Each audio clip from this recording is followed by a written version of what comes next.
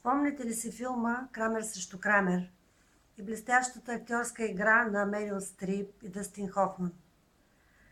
Когато гледах за първи път този филм, бях все още ученичка, но бях избрала вече правото за своя бъдеща професия и той се запечата силно в съзнанието ми. След години в юридическата ми практика станах свидетел на тежки семейни конфликти, в които при развод децата ставаха жертва на амбициите на своите родители да се отмъщават един на друг. Те страдаха дълбоко, раздвоени между любовта към родителите си и необходимостта да изберат един от тях, при когото да останат.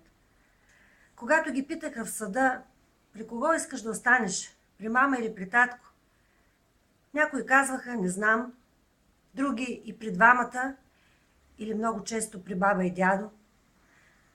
Някои пък се оказваха прекалено подготвени и започваха да рецитират някои очевидно предварително заучени фрази, като например искам да остана при мама, защото татко е лош, той не тормози, не се прибира, или обратно, при татко, защото мама не ме обича, не се грижи за мен.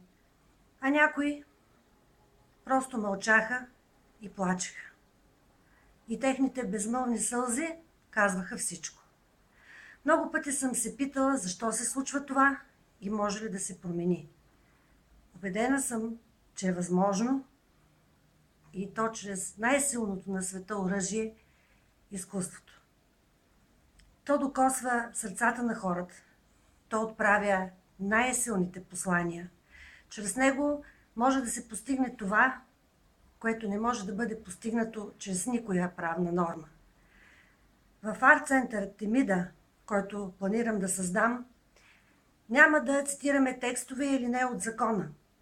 Там ще четем книги, ще гледаме филми, ще дискутираме, ще творим. Посланията ни ще бъдат: родители, бъдете разумни, не превръщайте развода си в съдебна битка, не търсете непременно победата в съда. Какво като спечелите родителските права, ако загубите любовта на децата си и ги отчуждите от себе си?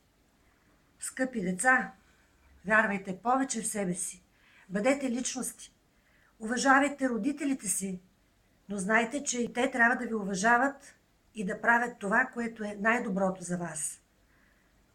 Уважаеми господа магистрати, бъдете справедливи във вашите решения. Нали още древните римляни са казали, че правото е изкуство, изкуство за доброто и справедливото.